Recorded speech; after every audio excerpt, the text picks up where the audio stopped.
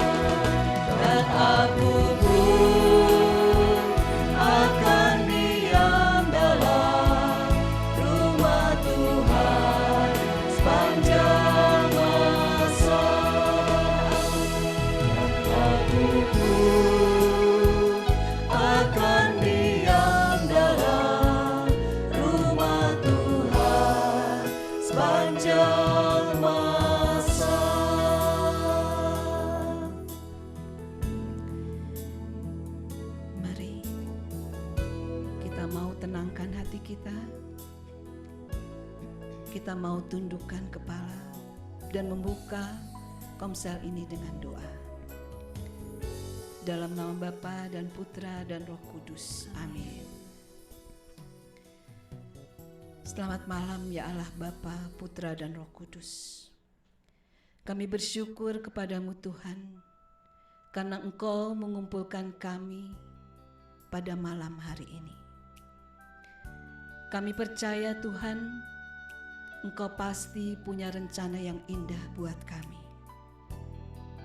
Dan kami bersyukur lewat Zoom ini, Engkau mengumpulkan begitu banyak sahabat-sahabat dari tempat yang berjauhan. Kami mau serahkan acara ini hanya ke dalam pimpinan-Mu Tuhan. Tutup bungkus kami dengan darah suci Yesus, agar semua berjalan dengan baik. Dan hanya kuasa-Mu Tuhan yang tinggal tetap di dalam kami. Ya Bapa yang penuh kasih, Engkau begitu luar biasa di dalam kehidupan kami. Tetapi seringkali kami masih gagal untuk menjadi anak-Mu yang baik. Kami masih terlalu cinta diri. Dan kami masih sering mengingat-ingat kesalahan yang orang-orang lakukan ke dalam diri kami. Saat ini kami mau membuka hati kami Tuhan. Kami mau menyelidiki hati kami, agar kami bisa menjadi anak-Mu yang semakin baik. Sahabat-sahabat terkasih,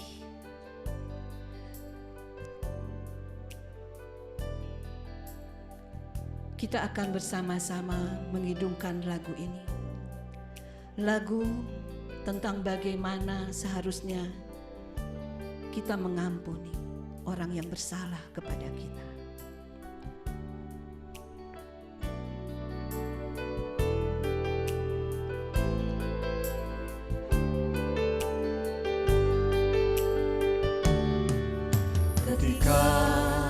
Hatiku telah disakiti, ajarku memberi, hati mengampuni. Ketika hidupku telah dihakimi, ajarku memberi, hati mengasihi.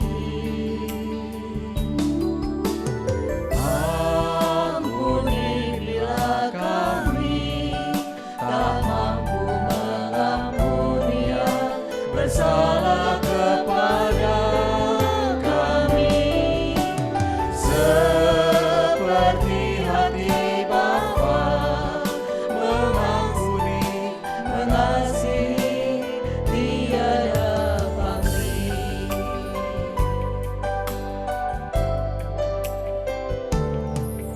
Ketika hatiku telah disakiti, ajarku memberi, hati mengampuni.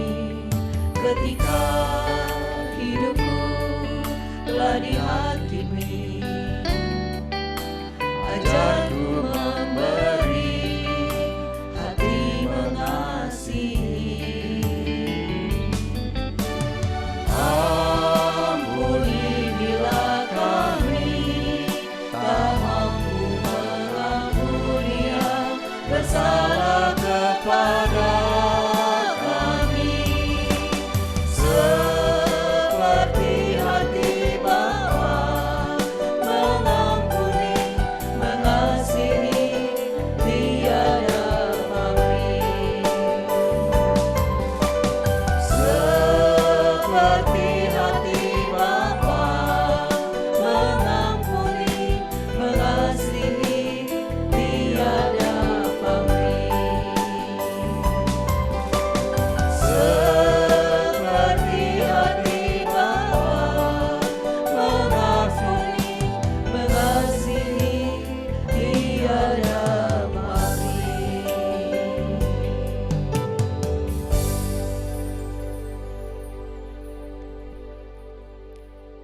Sahabat-sahabat terkasih, Tuhan Yesus adalah Allah yang terus mendampingi kita. Ketika kita lemah, Ia yang kuatkan kita. Ketika kita jatuh, Ia yang membangunkan kita.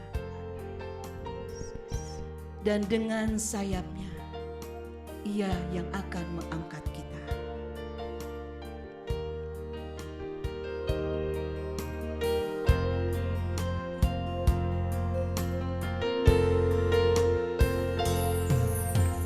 Firman-Mu berkata Kau besertaku, maka kuat roh dan jiwaku. Tangan-Mu Tuhan selalu ku nantikan, di setiap langkahku percaya. Dengan sayap-Mu ku akan terbang tinggi, di tengah badai hidup ku tak menyerah. Kau kekuatan dan perlindungan bagiku. Pertolongan-Mu di tempat maha tinggi, ku mengangkat tanganku, aku berserah. Kau ku nantikan, Kau yang ku sembah, Yesusku, Rajaku.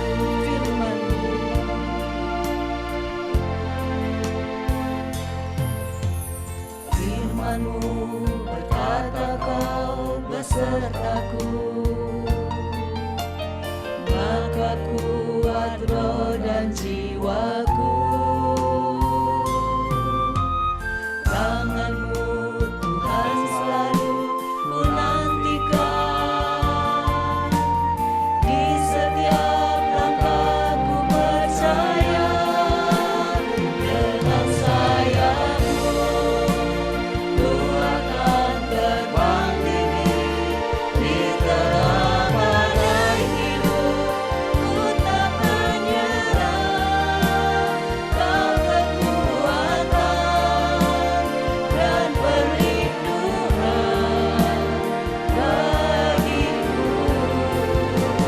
Pertolongan-Mu di tempat maha tinggi, ku mengangkat tanganku, aku berserah.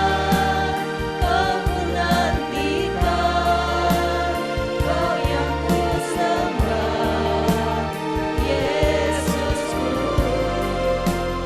Rajaku.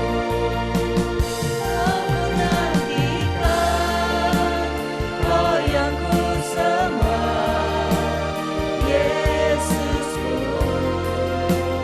Rajaku. Kau ku nantikan, Kau yang ku sembah, Yesusku, Rajaku. Engkau yang kami nantikan, yang kami sembah, ya Yesusku, ya Rajaku yang mulia. Mari Bapak Ibu Saudaraku yang dikasihi Tuhan, mari bawa hati kita yang terbaik untuk menyembah Dia. Mari kita masuk ke dalam hadirat-Nya. Kita mau puja Yesus yang berdiri di tengah-tengah kita saat ini. Kita katakan dengan iman, Yesus kami puja. Yesus kami puja, kami sembah sebagai Raja. Berdiri di tengah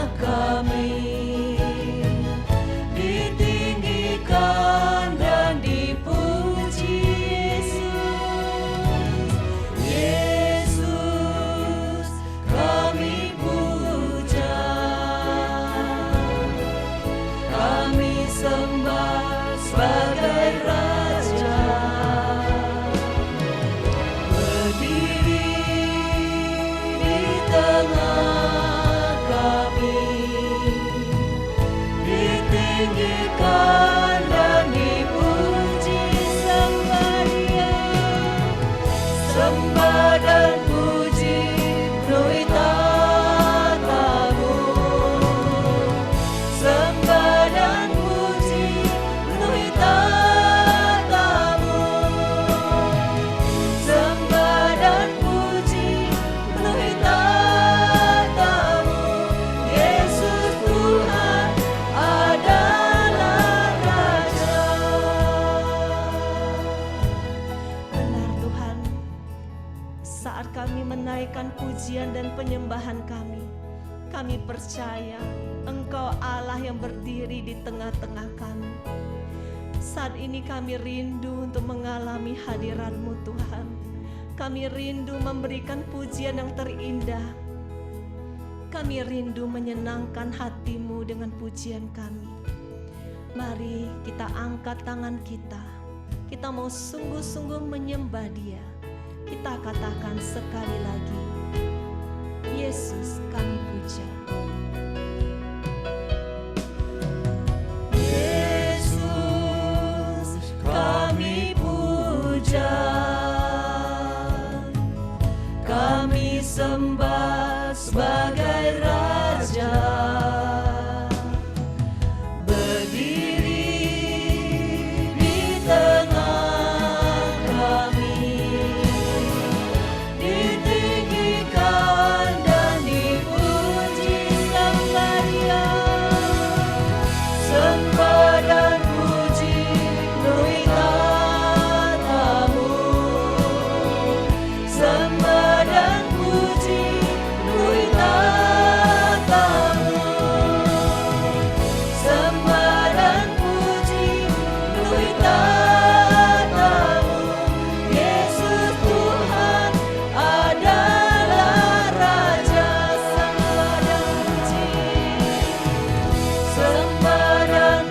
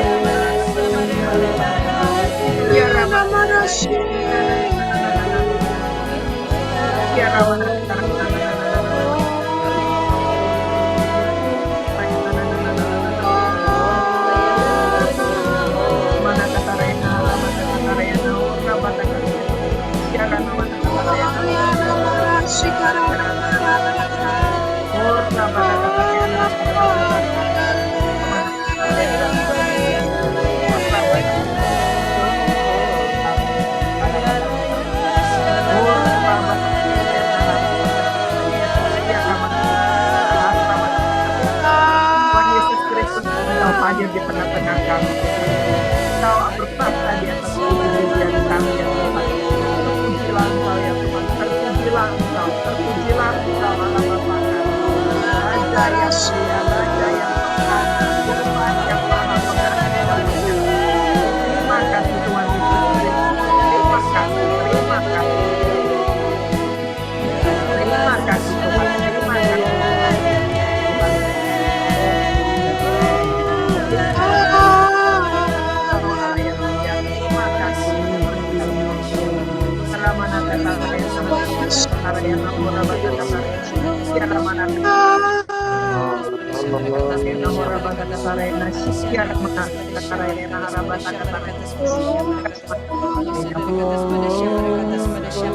Pulihkan jiwaku, pulihkan tubuh jiwa dan roh. Tuhan, terima kasih.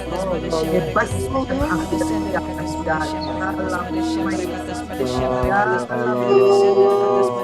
dalam nama Yesus aku berdoa. Terima kasih. Terima kasih. Terima kasih. Tiara mana kata rayana kata tiara mana kata rayana kata rayana ora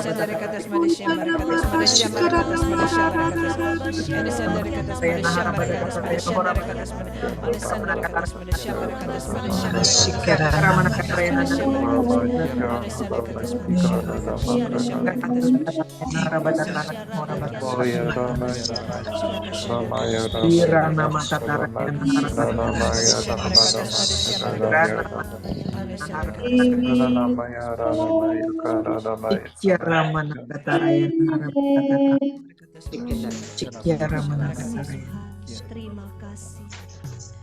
Sungguh kami mengalami indahnya hadirat-Mu malam hari ini. Engkau sendirian datang melawat setiap kami anak-anak-Mu Tuhan. Terima kasih Tuhan Yesus, terima kasih. Kami rindu Tuhan tetap di dalam hadirat-Mu. Kami mau menyiapkan hati kami untuk firman-Mu saat ini. Bawa kami masuk lebih dalam lagi untuk mengerti isi hati-Mu Tuhan. Bawa kami masuk mengalami kuasa dari firman-Mu yang mengubah hati setiap kami malam hari ini.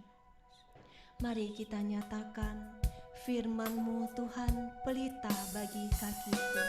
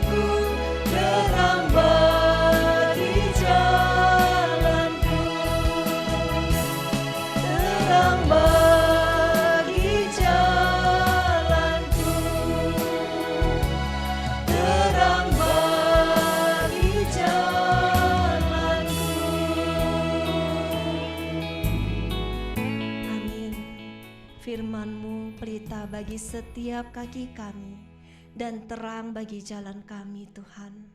Ketika kami berjalan bersama dengan firman-Mu, tidak ada kuasa kegelapan yang sanggup menguasai hidup kami. Kami percaya Tuhan saat ini Pakailah kami hamba-Mu yang tidak ada artinya ini. Urapilah mulut, bibir, dan hati kami. Pakailah kami dengan sebebas-bebasnya ya Tuhan, Paulus dan Vila ini. Pakailah kami dengan sebebas-bebasnya. Layakkan, kuduskan, sucikan, dan tahirkan kami. Biarlah setiap perkataan yang keluar dari mulut kami sungguh-sungguh berasal daripada-Mu. Berfirmanlah ya Tuhan, kami siap mendengarkan-Mu. Amin. Dalam nama Bapa dan Putra dan Roh Kudus. Amin.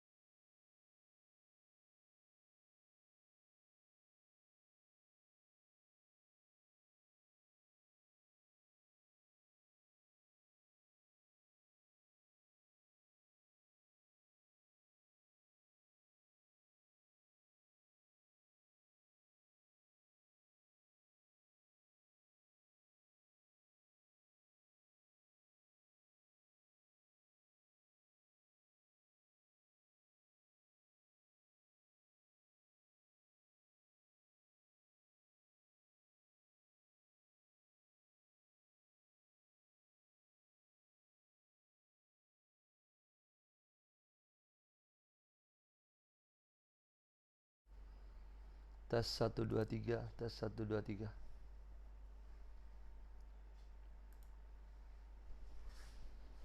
Suara saya jelas?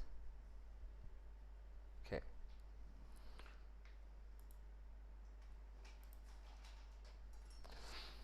Selamat malam Bapak Ibu, Suster semuanya.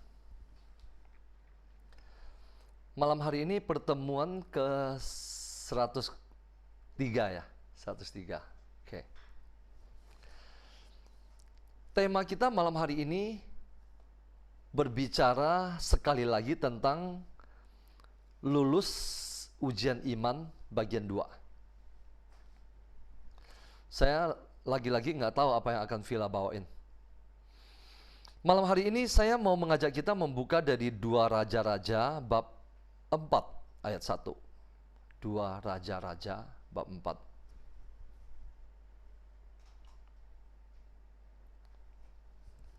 2 Raja-Raja bab 4 ayat 1.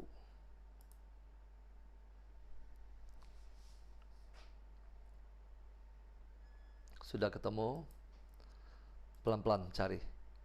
2 Raja-Raja bab 4 ayat 1. Judul perikopnya adalah minyak seorang janda.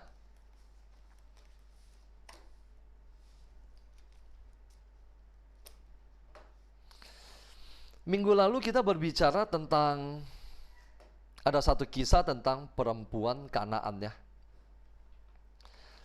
Perempuan Kanaan itu waktu dia datang dia sudah mempunyai iman. Tetapi dia baru mengalami mukjizat sesudah dia mengalami ujian-ujian iman. Oke, sudah ketemu 2 Raja-Raja 4 ayat 1. Kalau sudah ketemu kita tundukkan kepala.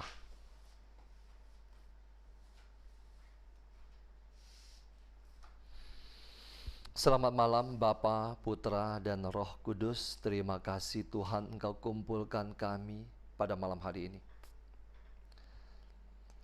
Bukalah hati kami dengan Roh Kudus-Mu. Biarlah kami mau meninggalkan dan menanggalkan segala kesibukan kami untuk duduk diam di bawah kaki-Mu, untuk merenungkan firman-Mu, mendengar Engkau bersabda. Segala penghalang-penghalang firman-Mu, saat ini kami mau tolak dan kami mau patahkan di dalam nama Yesus. Singkapkanlah misteri kerajaan surga. Nyatakanlah kepada kami. Sembunyikanlah hamba-Mu ini di belakang salib-Mu. Amin. Kenapa iman harus diuji? Karena iman memiliki tingkatan-tingkatannya, level-level iman. Kenapa iman perlu diuji? Untuk menghasilkan sebuah iman yang sungguh-sungguh murni, yang sanggup bertahan di tengah badai. Judul perikop malam hari ini adalah minyak seorang janda. Ayat 1. Salah seorang dari istri-istri para nabi mengadukan halnya kepada Elisa. Elisa ini juga seorang nabi, nabi yang besar. Sambil berseru, "Hambamu, suamiku sudah mati, dan engkau ini tahu bahwa hambamu itu takut akan Tuhan.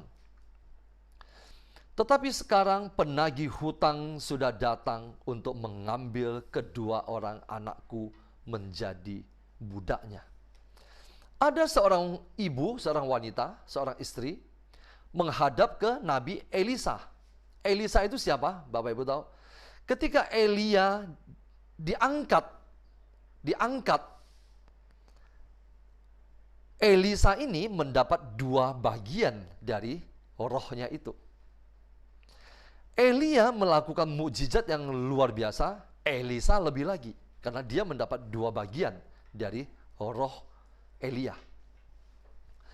Perempuan ini datang kepada Elisa dan mengadukan suaminya, seorang nabi juga, sudah mati. Baru saja meninggal, penagih hutang sudah datang mengambil kedua anaknya, mau mengambil kedua anaknya menjadi budak.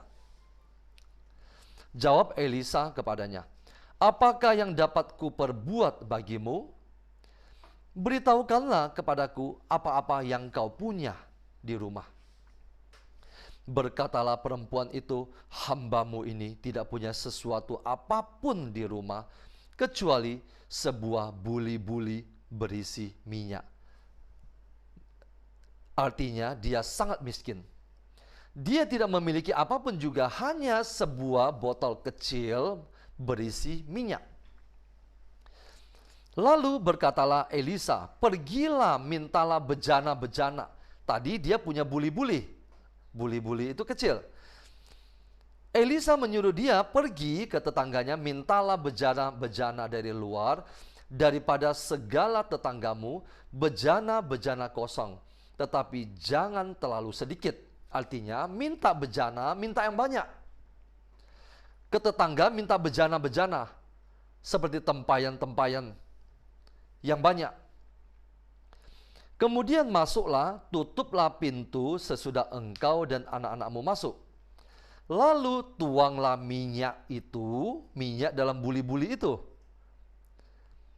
Tuanglah minyak itu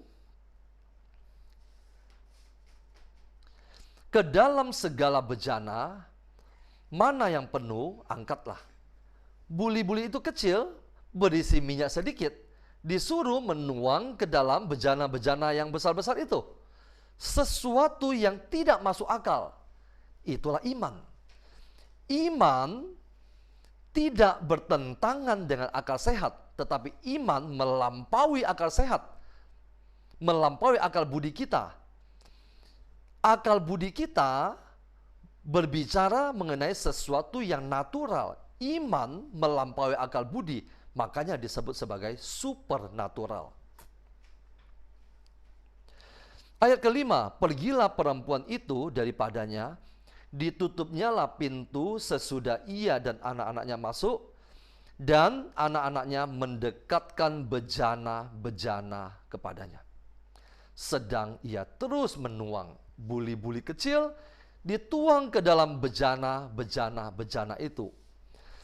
Ketika bejana-bejana itu sudah penuh, berkatalah perempuan itu kepada anaknya, "Dekatkanlah kepadaku sebuah bejana lagi."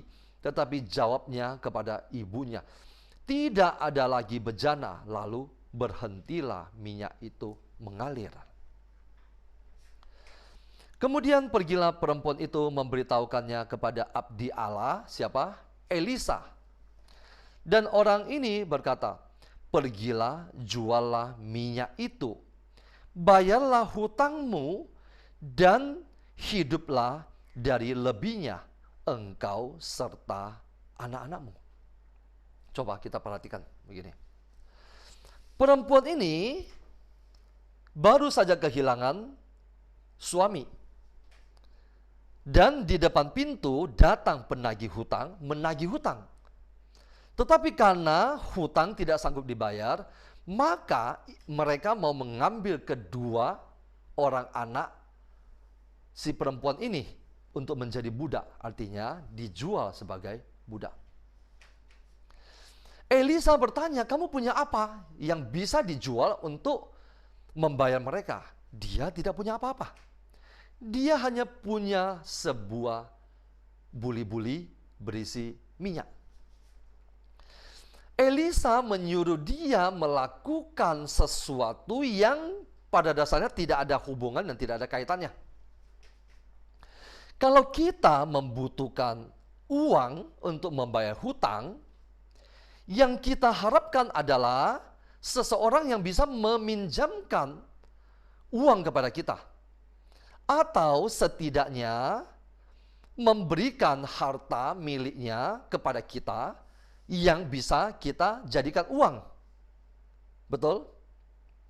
Tetapi Elisa menyuruh perempuan ini melakukan sesuatu yang tidak masuk akal. Dia tidak punya apa-apa, dia menyuruh dia meminta bejana-bejana. Bejana mungkin sebesar ini atau mungkin lebih besar. Dan kemudian menyuruh dia melakukan sesuatu yang lagi-lagi tidak masuk akal. Coba kita lihat. Iman selalu tidak masuk akal. Kenapa?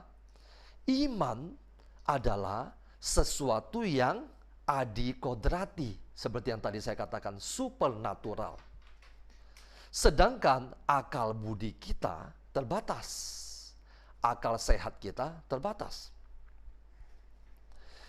Yesus menyuruh Petrus berjalan di atas air, sesuatu yang mustahil. Petrus baru bisa berjalan di atas air ketika dia memakai iman, bukan memakai akal sehatnya.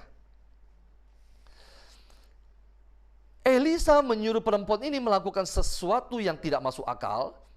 Minyaknya cuma sedikit, malah sekarang dia menyuruh dia meminta bejana-bejana yang besar. Buat apa itu? Buli-buli yang kecil yang berisi minyak itu suruh tuang ke dalam bejana-bejana yang besar itu. Lagi-lagi tidak masuk akal. Tetapi apa itu iman? Bagaimana kita bisa lulus dalam ujian iman? Ujian iman, suara saya oke? Jelas ya? Ya. Kalau ada ibu yang mengatakan suaranya putus-putus, berarti itu mungkin di jaringan ibu ya? Oke. Berarti tidak ada hubungan dengan saya ya? Yang lain jelas ya? Iman, bagaimana kita bisa lulus setiap ujian iman? Ketika kita menghadapi sebuah persoalan, ketika kita meminta bantuan dari Tuhan berupa uang, tetapi Tuhan menyuruh kita atau memberikan sesuatu yang lain kepada kita, kita harus masuk melangkah ke dalam proses itu. Saya ulangi. Kita membutuhkan uang. Tuhan bukan memberikan uang kepada kita, padahal yang ada di otak kita adalah 100% uang. Tetapi Tuhan memberikan sesuatu yang tidak ada kaitannya dengan uang. Padahal yang kita butuhkan adalah uang untuk melunasi hutang. Untuk lulus dalam ujian, kita harus masuk ke dalam setiap proses yang Tuhan perhadapkan kepada kita. Kita harus melakukan sebuah langkah. Saya ulangi sekali lagi begini. Perempuan yang sakit pendarahan 12 tahun yang minggu lalu sudah saya beri contoh adalah begini. Dia percaya Yesus sanggup menyembuhkan dia. Tetapi untuk mengalami penyembuhan itu, dia harus melangkah untuk menjamah jubah Yesus. Betul? Kisah ini masih ingat? Coba angkat tangannya kalau masih ingat. Nah, iman adalah ketika kita percaya, percaya kita itu tidak hanya berhenti kepada percaya. Aku percaya akan Allah Bapa yang Maha Kuasa, pencipta langit dan bumi. Itu baru percaya. Ketika kita percaya, lalu kita melangkah seperti perempuan yang sakit pendarahan itu. Dia percaya Yesus sanggup, dan dia melangkah untuk menjamah jubah Yesus, dan saat itu mukjizat terjadi. Kuasa energi keluar dari diri Yesus. Perempuan ini membutuhkan uang, tetapi Elisa memberikan sesuatu yang lain.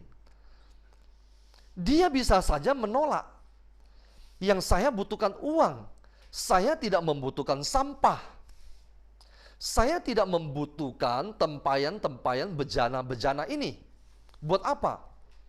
Apalagi suruh saya menuangkan yang sedikit ini ke dalam tempat yang besar-besar itu. Itu belum selesai saya tuang, itu sudah tidak kelihatan.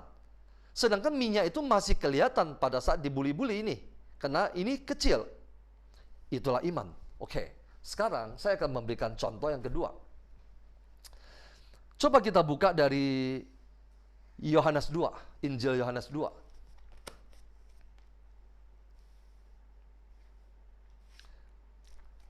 Saya akan memberikan contoh dari Yohanes 2 ayat 1. Injil Yohanes 2 ayat 1, judulnya Perkawinan di Kana. Ketemu Bapak Ibu? Oke. Kisah ini sudah kita baca berulang-ulang. Yang mengikuti retret, perikop ini juga sudah pernah saya jelaskan. Tapi malam hari ini saya mau mengajak kita melihat dari sudut pandang yang berbeda. Pada hari ketiga ada perkawinan di Kana yang di Galilea. Dan ibu Yesus ada di situ. Yesus dan murid-muridnya diundang juga ke perkawinan itu. Ketika mereka kekurangan anggur. Mereka kekurangan apa? Anggur. Ibu Yesus berkata kepadanya, mereka kehabisan anggur. Kata Yesus kepadanya, mau apakah engkau daripadaku, ibu? Saatku belum tiba. Tetapi ibu Yesus berkata kepada pelayan-pelayan, apa yang dikatakan kepadamu, buatlah itu. Di situ ada 6 tempayan yang disediakan untuk pembasuhan menurut adat orang Yahudi. Masing-masing isinya 2-3 buyung. Yesus berkata kepada pelayan-pelayan itu, isilah tempayan-tempayan itu penuh dengan air. Dan mereka pun mengisinya sampai penuh. Lalu kata Yesus kepada mereka, sekarang cedoklah dan bawalah kepada pemimpin pesta. Lalu mereka pun membawanya. Ada sebuah proses. Setelah pemimpin pesta itu mengecap air yang telah menjadi anggur itu, dan ia tidak tahu dari mana datangnya, tetapi pelayan-pelayan yang mencedok air itu mengetahuinya. Ia memanggil mempelai laki-laki dan berkata kepadanya, setiap orang menghidangkan anggur yang baik dahulu, dan sesudah orang puas minum, barulah yang kurang baik. Akan tetapi engkau menyimpan anggur yang baik sampai sekarang. Ayat terakhir, hal itu dibuat Yesus di Kana yang di Galilea sebagai yang pertama dari tanda-tandanya, dan dengan itu ia telah menyatakan kemuliaannya, dan murid-muridnya percaya kepadanya. Coba kita lihat Bapak Ibu Suster. Ujian iman melibatkan sebuah ketaatan. Tadi saya katakan, situasi membutuhkan ini. Tetapi yang Tuhan berikan sesuatu yang berbeda. Mempelai membutuhkan apa? Anggur. Kedua mempelai ini kekurangan apa? Anggur. Dia kekurangan anggur, dan yang dia butuhkan adalah anggur. Anggur, bukan yang lain. Mereka membutuhkan anggur, Yesus memberikan kepada mereka air.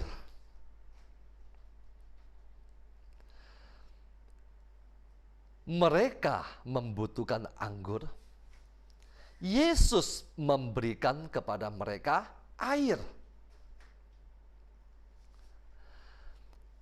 Mereka harus masuk ke dalam kondisi menerima air itu.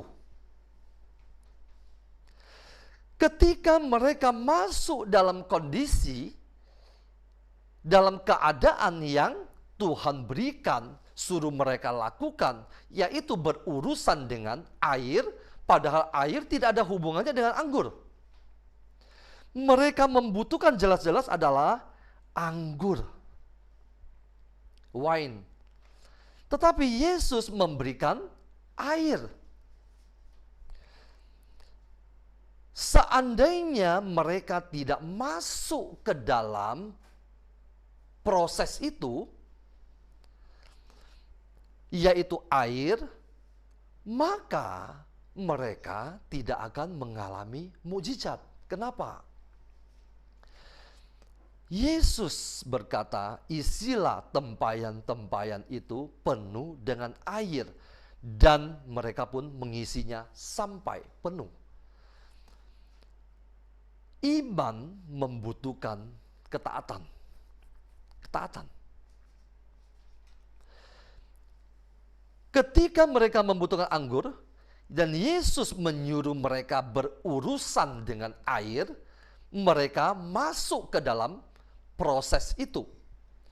Mereka mengisi air, mereka mencedok air, dan mereka membawa air. Masih air, mengisi air, mencedok, mengadu-adu air, dan menghidangkan air, membawa air, sampai kepada pemimpin pesta. Kapan proses terjadinya air menjadi anggur? Ketika para pelayan masuk ke dalam proses itu. Ketika dia melakukan apa yang Tuhan perintahkan, mengisi air itu, mengadu-aduknya, kemudian menghantarkan air itu. Di saat proses itu berjalan, disitulah terjadi mukjizat. Bapak Ibu, sering kita meminta A, B, C, D, E. Kita meminta uang sama Tuhan, kita meminta rumah, kita meminta pasangan yang masih single. Kita meminta pasangan kita bertobat. Kita meminta kesabaran.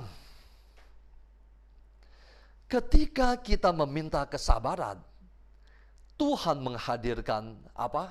Persoalan. Kenapa Tuhan menghadirkan persoalan? Ketika kita meminta karunia untuk menyembuhkan orang, Tuhan mengirimkan lebih banyak lagi orang sakit. Dan kita seolah-olah tidak sanggup menyembuhkan mereka. Kenapa? Dalam proses itu, Tuhan mau kita masuk ke dalam proses itu untuk apa? Untuk meningkatkan iman kita tahap demi tahap. Kita meminta kesabaran, Tuhan mengirimkan persoalan. Lewat persoalan itu, persoalan demi persoalan itu, kita dilatih untuk mencapai satu tingkat yang disebut sebagai kesabaran. Ketika kita mendoakan orang dan kelihatannya tidak ada yang sembuh, artinya apa? Kita butuh lebih intim lagi dengan Tuhan. Jam doa kita perlu ditambah. Kehidupan kita harus lebih lagi dipisahkan dari dunia. Perempuan itu meminta uang. Elisa memberikan banyak sekali bejana-bejana. Dia harus menuangnya satu persatu. Perkawinan di Kana membutuhkan anggur, tidak membutuhkan air. Tetapi Yesus memberikan air. Kenapa? Supaya kita masuk ke dalam proses itu dan kemudian kita berjalan mengikuti proses demi proses itu, maka air itu perlahan-lahan akan berubah menjadi anggur. Mukjizat terjadi. Ujian iman tujuannya cuma satu. Tuhan mau menaikkan level iman kita. Kenapa? Standar Tuhan itu tinggi. Kita merasa saya sudah melakukan ini semuanya, saat teduh, komsel, 5 senjata, puasa. Bagi Tuhan, standar Tuhan itu tinggi. Tidak ada kata puas. Ketika ke-70 murid itu kembali dari sesudah mereka mengusir setan, Tuhan katakan, jangan bersukacita karena itu, bersukacitalah karena namamu terdaftar di surga. Jadi sekali lagi Bapak Ibu Suster, ketika kita meminta anggur dan Tuhan memberikan kepada kita air, jangan bersungut-sungut. Kita harus masuk dalam kondisi itu, menerima air itu. Dan mungkin kita berkata, Tuhan ini air. Betul, Tuhan tahu itu air. Karena Dia Maha tahu, Dia Maha bijaksana. Kita tidak perlu memberitahukan kepada Dia. Ini adalah air, betul. Terimalah air itu. Masuk ke dalam proses demi proses. Sampai kemudian air itu akan berubah menjadi anggur. Terima kasih. Tuhan Yesus memberkati.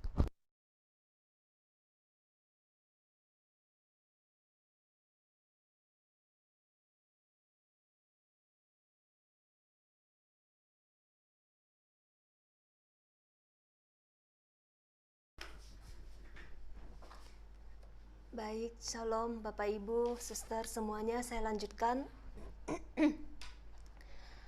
Mungkin dari sesi komsel Jumat lalu tentang ujian iman, ada yang bertanya, mengapa harus ada ujian? Kalau beriman harus pakai ujian, lebih baik saya nggak usah ikut beriman. Yang penting saya hidup baik-baik, toh saya ke gereja setiap minggu. Hidup saya nggak menyusahkan orang, cukuplah. Mungkin ada yang berpikir seperti itu, saya nggak usah beriman banget, biasa-biasa aja supaya nggak ada ujian. Satu hal yang pasti, Anda ikut Tuhan atau tidak, selama Anda ada di dunia ini, pasti mengalami yang namanya ujian-ujian kehidupan.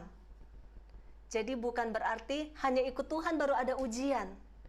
Orang ateis, orang yang beragama lain juga mengalami banyak ujian. Hanya ada 2 respon jalan yang Anda pilih. Jalan dunia, lari menjauh dari Tuhan, selesaikan dengan cara dunia yang akhirnya pasti menghantar kepada kebinasaan.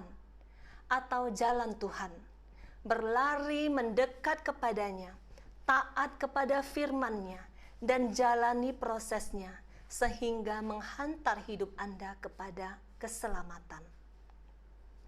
Jadi persoalan pencobaan hidup bukan karena Anda mau beriman baru diuji. Tetapi orang-orang yang mengikuti Tuhan Yesus, pencobaan hidup menjadi ujian iman. Karena iman harus diuji untuk memurnikan, Memurnikan apa? Memurnikan manusia daging kita menjadi manusia roh. Mengubah karakter manusia lama kita menjadi pribadi yang baru. Anda tidak bisa berkata, saya sudah dibaptis, saya sudah punya iman, saya sudah bisa hidup tenang untuk masuk surga. Surga, tujuan kita semua pulang nanti itu adalah tempat di mana kita akan berjumpa kembali dengan Bapa. Surga adalah tempat yang kudus, karena Bapa kita kudus. Di dalam Ibrani 12 ayat 14 berkata, berusahalah hidup damai dengan semua orang dan kejarlah kekudusan.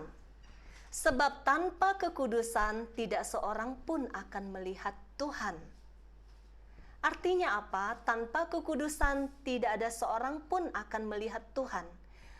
Kita tidak akan sampai kembali ke surga tempat Bapa kita tinggal tanpa kekudusan. Ujian iman memurnikan, menguduskan kita sehingga kita layak. Ketika kita lulus, kita menjadi lebih sempurna, disempurnakan untuk dilayakkan masuk ke dalam kerajaan surga. Yakobus 1 ayat 2-4. Saudara-saudaraku, anggaplah sebagai suatu kebahagiaan apabila kamu jatuh ke dalam berbagai-bagai pencobaan. Sebab kamu tahu bahwa ujian terhadap imanmu itu akan menghasilkan ketekunan. Dan biarkanlah ketekunan itu memperoleh buah yang matang, supaya kamu menjadi sempurna dan utuh dan tak kekurangan suatu apapun. Jadi, pencobaan-pencobaan hidup menghantar kita kepada sebuah ketekunan. Ketekunan apa? Ketekunan mencari Allah. Ketekunan mendekat dalam mencari wajahnya dan kehendaknya di dalam hidup kita. Ketekunan mencari jawaban atas permasalahan hidup kita. Itu memaksa kita untuk tekun. Sehingga ketekunan itu menghasilkan perjumpaan dengan Allah yang nantinya akan mendatangkan buah-buah pertobatan di dalam hidup kita. Seseorang yang berjumpa dengan Allah, pasti dia akan mengalami sebuah pertobatan. Buah karakter, buah perubahan karakter manusia lama menjadi manusia baru, buah kekudusan, buah kesempurnaan. Standar yang kita butuhkan untuk menghantar kita kepada keselamatan kekal, yaitu surga tempat kediamannya. Jadi seperti ayat tadi dikatakan, supaya kamu menjadi sempurna dan utuh dan tak kekurangan suatu apapun. Sempurna untuk masuk ke dalam kerajaannya. Kita utuh dan tidak kekurangan satu apapun untuk bisa masuk ke dalam kerajaannya. Jadi akhirnya lebih berbahaya. Saya melihat setelah banyak melayani di dalam RPH ini, saya akhirnya melihat bahwa ayat ini sungguh-sungguh terbukti. Lebih berbahagia orang yang jatuh ke dalam pencobaan. Karena di dalam ketekunan mereka, mereka mengalami perjumpaan dengan Tuhan. Mereka yang ikut RPH, yang karena banyak masalah, yang karena banyak ujian hidup, mereka lebih bertumbuh di dalam iman. Karena mereka tekun mencari Tuhan. Mereka butuh pertolongan, butuh jawaban. Mereka tekun mencari. Dan ketekunan itu akhirnya menghasilkan buah yang matang. Ada perubahan karakter dari manusia lama menjadi manusia baru. Dan akhirnya satu orang ini bisa menyelamatkan seisi rumahnya. Jadi ada pertumbuhan iman, ada perubahan karakter, dan dia menjadi saksi iman yang menyelamatkan seisi rumahnya. Itu yang datang RPH karena pencobaan. Ada juga yang ikut RPH karena coba-coba, bukan karena pencobaan. Pengen tahu. Mereka yang ini biasanya berada di zona nyaman. Tidak ada pencobaan hidup, aman-aman. Melakukan 5 senjata ya, kalau ada waktu saya lakukan. Kalau saya sanggup puasa, saya puasa. Jadi 5 senjatanya tuh juga bolong-bolong. Tidak ada ketekunan. Imannya di titik yang sama itu terus. Bahkan ada yang makin turun. Tidak mungkin sampai kepada saksi yang menyelamatkan seisi rumahnya. Tidak akan sampai di titik itu. Jadi akhirnya saya melihat benar apa yang dikatakan oleh ayat tadi, bahwa anggaplah suatu kebahagiaan apabila kamu jatuh ke dalam berbagai-bagai pencobaan. Sebab kamu tahu bahwa ujian terhadap imanmu itu menghasilkan ketekunan. Dan biarkanlah ketekunan itu memperoleh buah yang matang, supaya kamu menjadi sempurna dan utuh dan tak kekurangan suatu apapun. Jadi ujian iman itu untuk memurnikan, menguduskan setiap kita untuk tujuan kekekalan. Iman akan diuji juga untuk mengalami kenaikan level. Seperti ujian di sekolah, seperti kita sekolah, ujian harus diadakan untuk menentukan kenaikan kelas. Saat semester di sekolah berjalan, kita belajar banyak teori, banyak mata kuliah. Tidak mungkin belajar terus tanpa ujian. Akan tiba saatnya ujian. Disitulah titik menentukan kita naik kelas atau tidak. Kita melakukan saat ujian tiba, kita membutuhkan waktu untuk konsentrasi belajar. Kita latihan terus materi-materi yang sudah kita pelajari. Kita menghadapi ujian dan menyelesaikan semua persoalan-persoalan di dalam ujian itu. Kalau menghadapi ujian-ujian di sekolah yang memperjuangkan sebuah ijazah kelulusan untuk bisa diterima di dunia ini, supaya kita bisa hidup layak, supaya kita bisa bekerja, supaya bisa sukses, kita berjuang begitu kerasnya. Mengapa saat menghadapi ujian-ujian iman yang memperjuangkan ijazah kelulusan untuk diterima di kerajaan surga, kita tidak mau berjuang? Kita tidak pernah komplain kenapa saat sekolah ada ujian. Bahkan semua anak-anak kita haruskan sekolah supaya bisa lulus ujian. Karena kita tahu ujian itu untuk kenaikan kelas, untuk kebaikan. Dan kita percaya pada guru kita tidak akan pernah salah kasih soal ujian. Pasti materi ujiannya itu selevel dengan kemampuan kita di tingkat tersebut. Tetapi saat pencobaan hidup datang, saat ujian datang, kita sering tidak percaya kepada Sang Guru ilahi kita. Kita merasa pencobaan kita terlalu berat, ujian kita terlalu berat. Kita merasa ditinggalkan, kita nggak yakin mampu melewatinya. Di dalam 1 Korintus 10 ayat 13 berkata, pencobaan-pencobaan yang kamu alami ialah pencobaan-pencobaan biasa, yang tidak melebihi kekuatan manusia, sebab Allah setia, dan karena itu Ia tidak akan membiarkan kamu dicobai melampaui kekuatanmu. Pada waktu kamu dicobai, Ia akan memberikan kepadamu jalan keluar, sehingga kamu dapat menanggungnya. Penuh dengan jaminan janji Tuhan. Janji Tuhan itu janji yang bisa dipercaya. Bahwa Dia itu setia. Dia tidak akan membiarkan kita dicobai melampaui kekuatan kita. Dia akan memberikan jalan keluar, sehingga kita dapat menanggungnya. Betapa besar garansi yang Tuhan berikan di dalam ayat ini. Yesus Sang Guru ilahi, Dia tahu persis ujian-ujian yang kita sanggup lewati.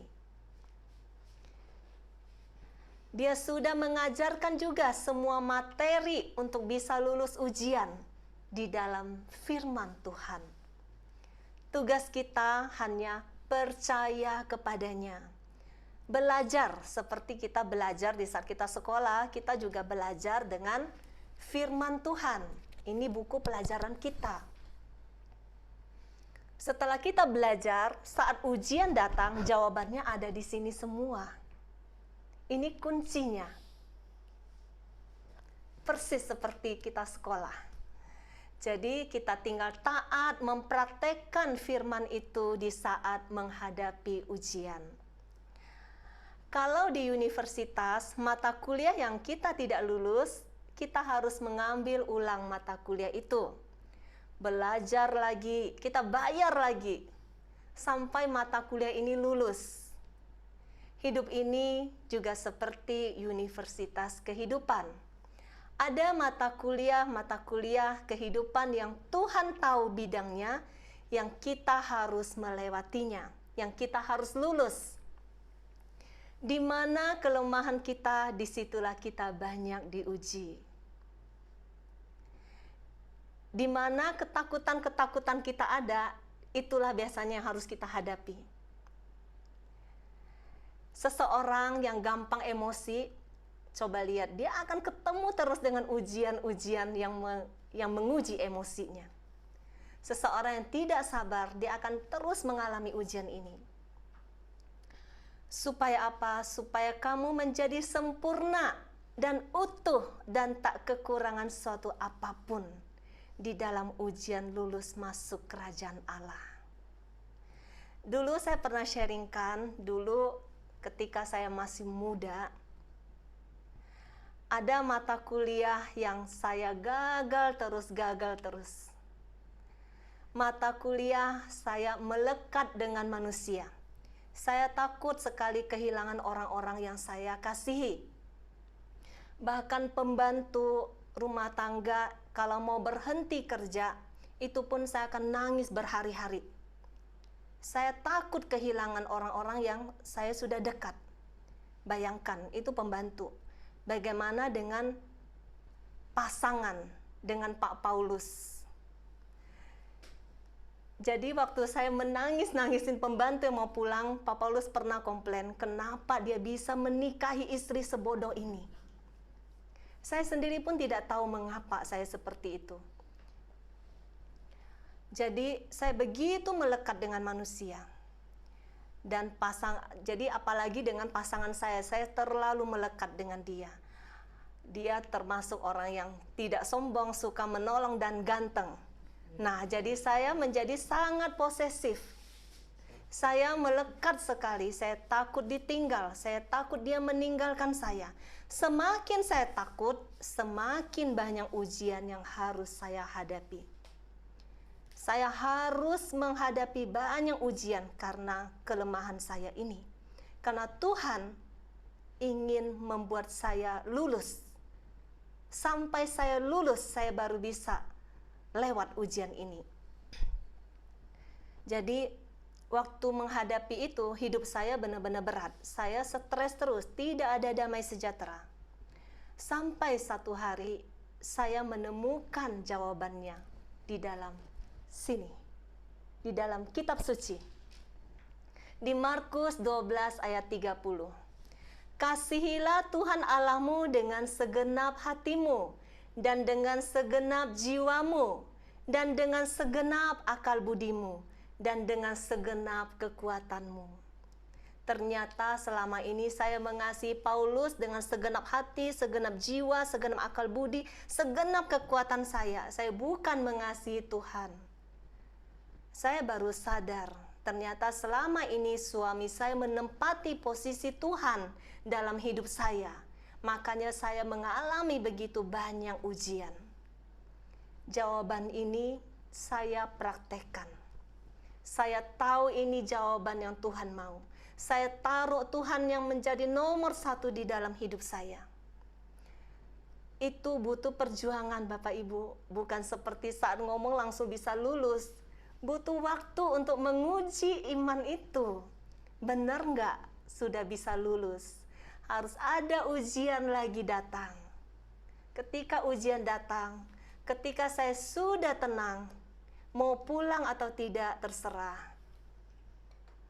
Mau chat siapa terserah. Saya sudah tidak takut kehilangan dia karena saya sudah memiliki kekasih hati yang paling indah. Disitulah saya lulus ujian iman.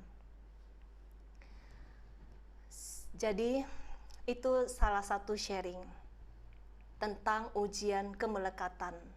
Iman harus mengalami pemurnian. Ketika kita mengenal firman Tuhan, kita menjadi tahu jawaban atas semua ujian hidup kita. Karena semua ada di dalam firman Tuhan. Dia sudah memberikan semua kunci jawabannya di dalam firman. Kita hanya butuh tahu kunci itu ada di bagian mana. Dan menjawab semua pencobaan yang datang dengan taat menjadi pelaku firman-Nya. Contoh satu lagi saat saya menghadapi dilema untuk membuat sebuah keputusan. Saat itu saya lupa sedang berjalan RPH kelompok berapa. Begitu banyak jiwa-jiwa yang haus dan lapar yang Tuhan kirimkan. Seminggu kita 3 kali Zoom RPH, karena dulu tuh nggak sebanyak ini pesertanya. Senin, Rabu, Jumat kita Zoom untuk RPH. Bersamaan dengan itu juga saat itu pandemi musim Delta. Begitu banyak berita duka dari teman, sahabat, termasuk peserta KPH. Begitu banyak yang meninggal. Kondisi begitu sangat mencekam saat itu. Dan tiba-tiba datang berita mama saya positif COVID. Mama saya yang komorbid positif COVID.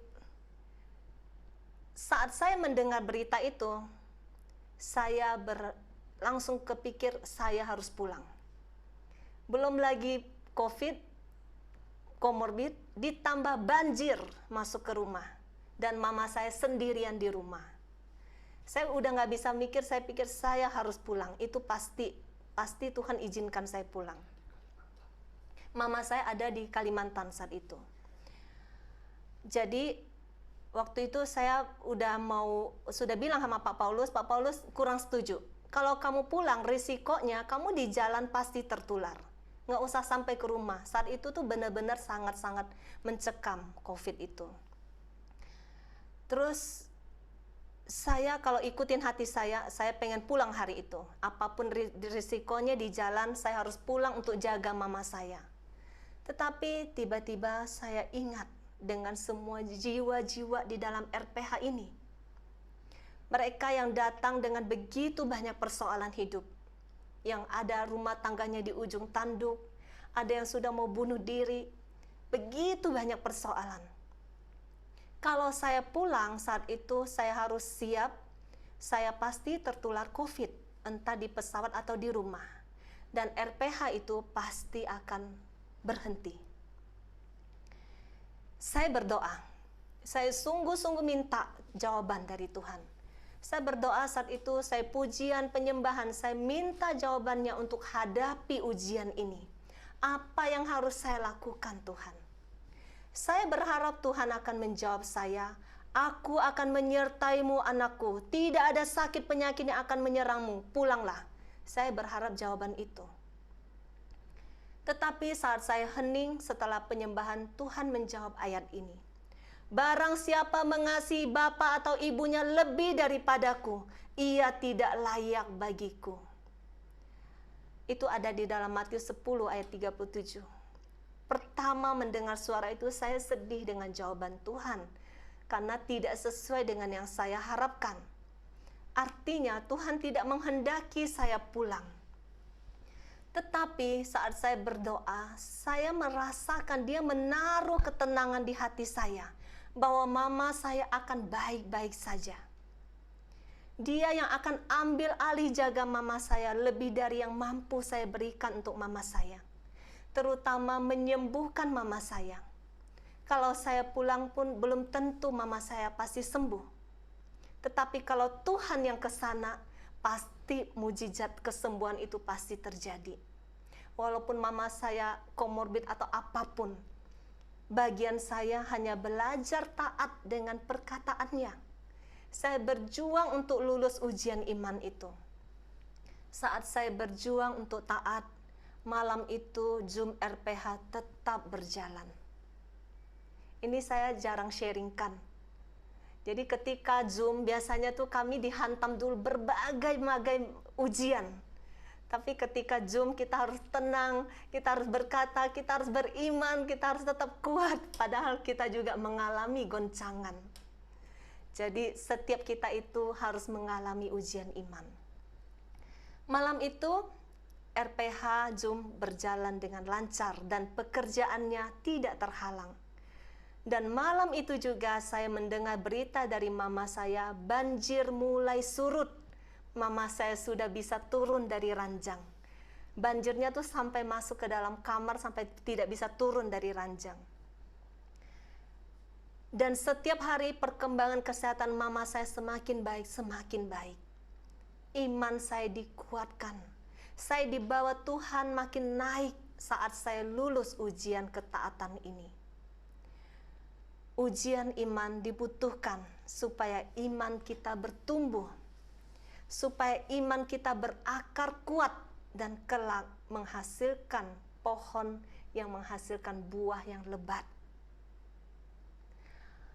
Makin naik level untuk mengalami kedewasaan. Iman, saya pernah sharingkan tentang iman anak harus naik level sampai iman sahabat. Seorang anak ketika masih menjadi seorang anak tidak akan bisa menjadi rekan kerja papa. Dia harus dewasa, dia harus mengalami pertumbuhan. Begitu juga dengan iman kita. Di saat kita di level iman anak-anak, kita tidak akan bisa dipakai Tuhan untuk menjadi rekan kerjanya. Mungkin bapak-bapak di sini punya perusahaan. Ketika anak Anda masih kecil, Anda tidak mungkin mengajak anak Anda ke perusahaan Anda dan berbagi tanggung jawab dengan dia. Dia harus bertumbuh dewasa. Ujian iman itu membuat kita bertumbuh menjadi iman yang dewasa, sehingga kita mampu menjadi rekan kerja Allah. Hanya iman yang mengalami pertumbuhan, kita baru bisa menjadi saksi kasih-Nya, terutama di dalam keluarga kita masing-masing. Sehingga makin banyak orang akan melihat buah dari iman kita yang bisa menyelamatkan banyak jiwa. Amin. Tuhan Yesus memberkati. Mari kita masuk ke dalam doa.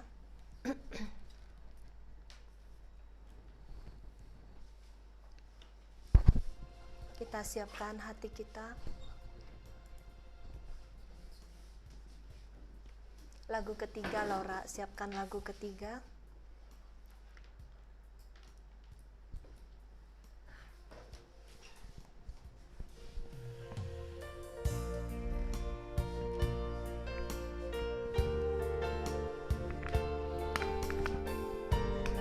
Mari kita siapkan hati kita.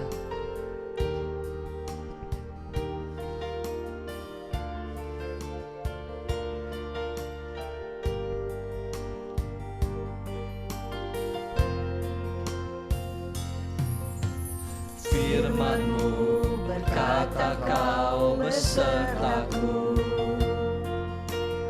maka kuat roh dan jiwaku.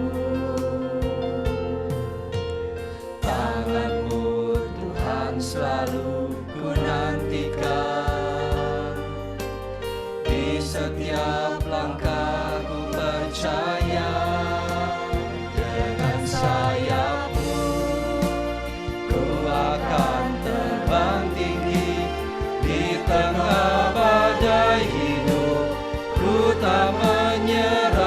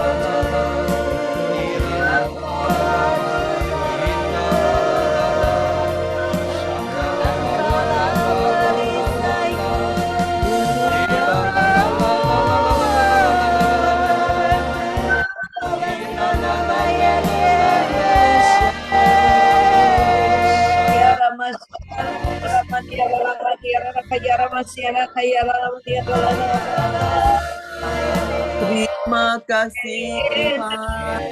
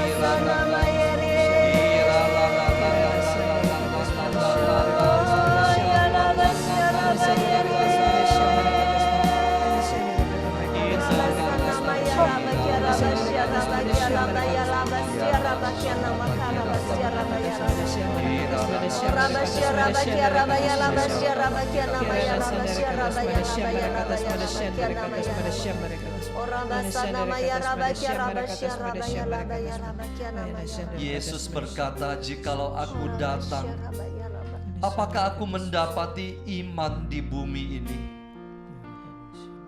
Tuhan, selidikilah hati kami. Pandanglah hati kami. Apakah kau temukan iman sebesar biji sesawi di dalam hati kami masing-masing?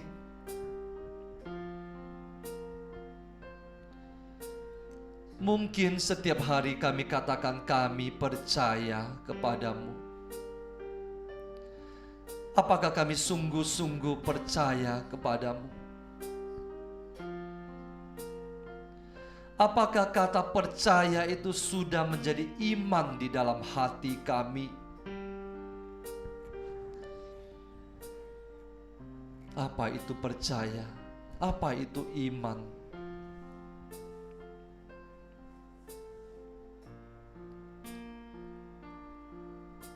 Ketika kami katakan kami percaya kepadamu, artinya kami serahkan seluruh hidup kami ke dalam tangan-Mu. Dan percaya dan membebaskan Engkau untuk melakukan apa saja di dalam hidup kami. Karena Engkau tidak pernah melakukan sesuatu yang jahat kepada kami. Semua yang Engkau izinkan terjadi di dalam hidup ini hanyalah untuk membawa kami semakin dekat kepadamu, Tuhan. Pencobaan demi pencobaan, ujian demi ujian, hanya punya satu tujuan, membawa kami semakin dekat kepadamu, Tuhan. Tuhan, ini kami, Tuhan. Pandanglah kami, Tuhan. Pandanglah sampai ke dalam lubuk hati kami yang paling dalam. Pandanglah kami, Tuhan. Selidiki kami, Tuhan. Apakah kami sudah lulus ujian? Apakah kami pantas untuk mendapatkan mukjizat? Apakah kami pantas mendapatkan penghargaan? Atau kami harus mengulang sekali lagi? Tuhan, ini kami Tuhan, anak-anak-Mu. Jangan biarkan kami terpisah daripada-Mu.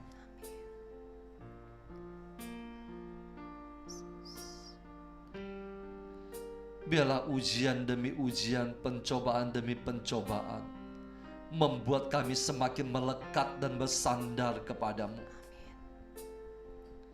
Membuat kami semakin bangkit lagi untuk menyusun kembali kehidupan doa kami, kehidupan rohani kami.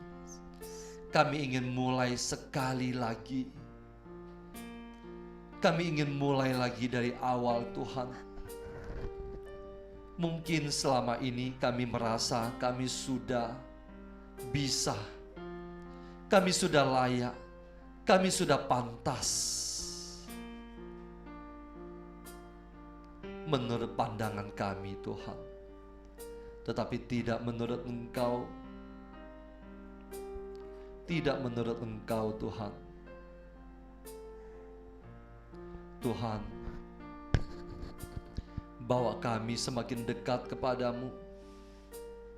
Ujilah kami Tuhan, ujilah kami.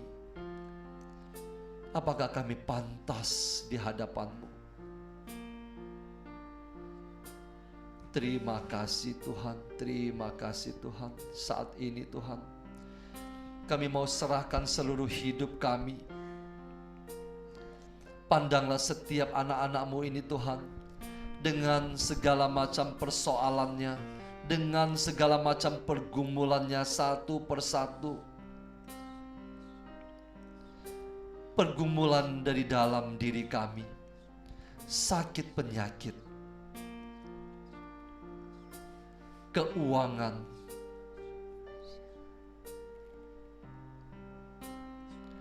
hutang yang numpuk, keluarga yang belum percaya kepadamu, anak-anak yang masih memberontak, juga serangan-serangan dari luar, pergumulan-pergumulan yang kami hadapi. Kami mau letakkan semuanya di bawah kaki-Mu Tuhan, karena kami percaya di bawah kolong langit ini tidak ada satupun nama yang lebih besar daripada nama Yesus Kristus, Tuhan dan Juru Selamat kami.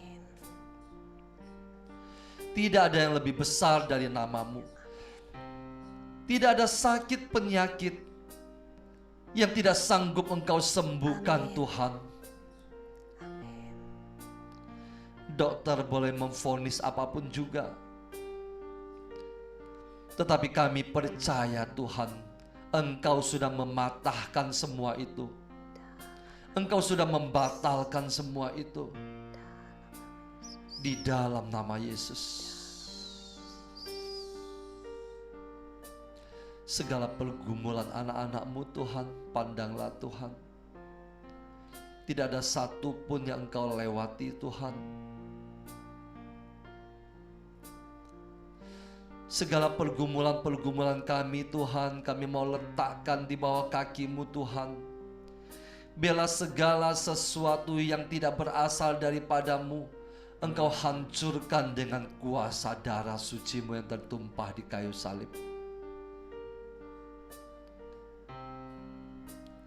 Segala rantai-rantai yang diikat oleh musuh, segala ikatan-ikatan kuasa kegelapan, segala kutuk, kami patahkan, kami hancurkan, kami tolak dan kami batalkan semuanya di dalam nama Yesus. Di dalam nama Yesus. Kami mau tolak segala malapetaka, kecelakaan yang dikirim oleh musuh ke dalam keluarga kami. Tidak ada satupun yang sanggup masuk ke dalam keluarga dan rumah kami. Kami tolak semuanya di dalam nama Yesus. Karena kami percaya Engkau membentengi Tuhan. Di dalam nama-Mu yang kudus. Terima kasih Tuhan pada malam hari ini. Terima kasih Tuhan. Kiranya Engkau berkati kami satu persatu. Engkau berkati kami semua anak-anak-Mu ini dengan kesehatan yang baik, dengan ekonomi yang baik, dengan keuangan yang baik, dengan keluarga yang baik. Engkau berkati kami dengan damai, sejahtera, dan sukacita. Engkau limpahkan segala yang baik kepada anak cucu kami. Tidak ada satupun yang berkekurangan di dalam nama-Mu Yesus Kristus, Tuhan dan Juru Selamat kami. Engkau berkati pelayanan kami. Secara khusus Tuhan, Engkau berkati setiap anak-anak-Mu yang berjuang siang dan malam di dalam komunitas ini untuk membimbing, merawat luka-luka begitu banyak jiwa-jiwa yang membutuhkan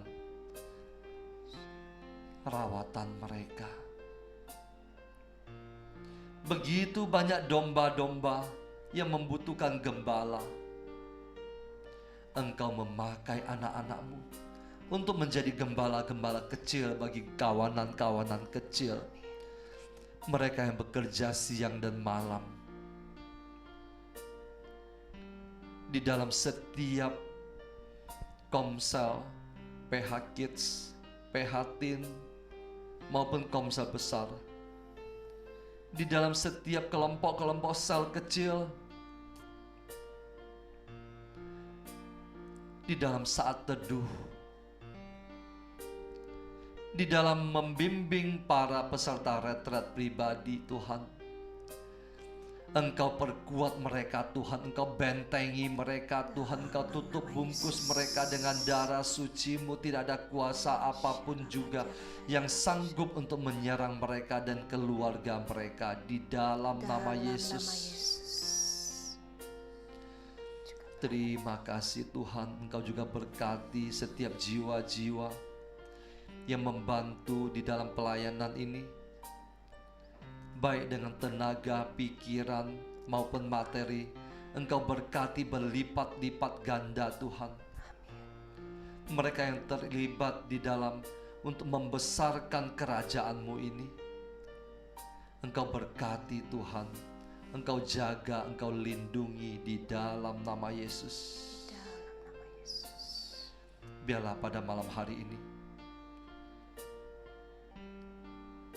berkat dari Allah Bapa yang Maha Kuasa,